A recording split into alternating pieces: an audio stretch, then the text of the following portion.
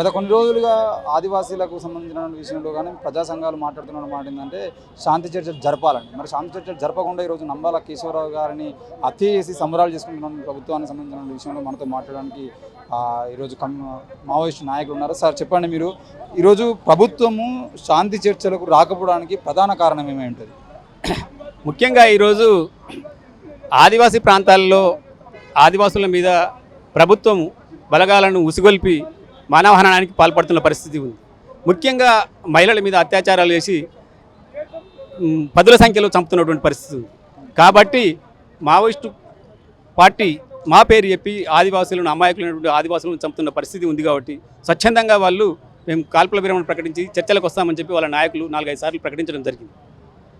కానీ ప్రభుత్వం నుంచి ఎటువంటి ప్రతిస్పందన లేకపోవడానికి ప్రధాన కారణం ఇంకొకటి ముఖ్యంగా ఏంటంటే ఈ దేశ పౌరులు, మావోయిస్టులు అనేవాళ్ళు ఈ దేశ పౌరులు శత్రు దేశాలతో సహితం చర్చలు జరుపుతున్న సందర్భంలో ఈ దేశ పౌరులు ఉన్నటువంటి మావోయిస్టు పార్టీతో చర్చలు జరపకపోవడానికి ప్రధాన కారణం ఏంటంటే వీళ్ళు లేవనెత్తుతున్నటువంటి మౌలిక సమస్యలు ఏవైతున్నాయో ఆర్థిక అసమానతలు, కులము, మతము, ఇవి ఎక్కడ బయటికి వస్తాయో ఈ సహజ వనరులు ఈ దేశ ప్రజలకు చెందాలని వాళ్ళు రౌండ్ ది టేబుల్ కూర్చున్నప్పుడు ఆ విషయాలను ఎక్కడైతే ముందు పెట్టి చర్చలు చేస్తారో అప్పుడు పాలకుల ముసుగు తొలగిపోతుందో వాళ్ళు మొత్తం మావోయిస్టు పార్టీ వైపు ప్రజలు ఎక్కడైతే వెళ్ళిపోతారో అనే భయంతో చర్చలు జరపకపోవడానికి ప్రధాన కారణంగా మేము ప్రజాస్వామికవాదులుగా మేము భావిస్తున్నాం. ఎందుకంటే చర్చలు జరిపిన సందర్భంలో కాంగ్రెస్ పార్టీ చర్చలు జరిపిన సందర్భంలో కూడా వేలాది విజ్ఞాపనలు మావోయిస్టు పార్టీకి వచ్చినాయి.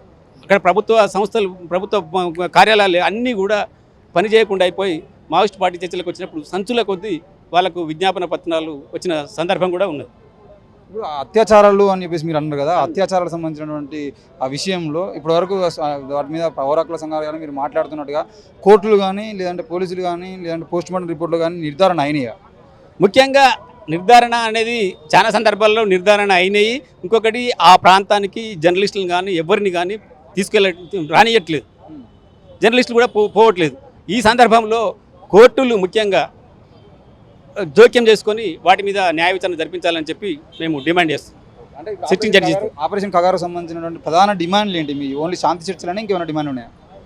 ముఖ్యంగా ఈ హననము ఆగిపోవాలి. ఫస్ట్ బేసికల్గా ఏంటంటే మావోయిస్టుల పేరుతో ఏదైతే హత్య కొనసాగుతుందో ఫస్ట్ మనము వాళ్ళు కూర్చుంటే సమస్యలు ముందు పెడతారు. అప్పుడు సమస్యలు ఏమనేది తెలుస్తాయి.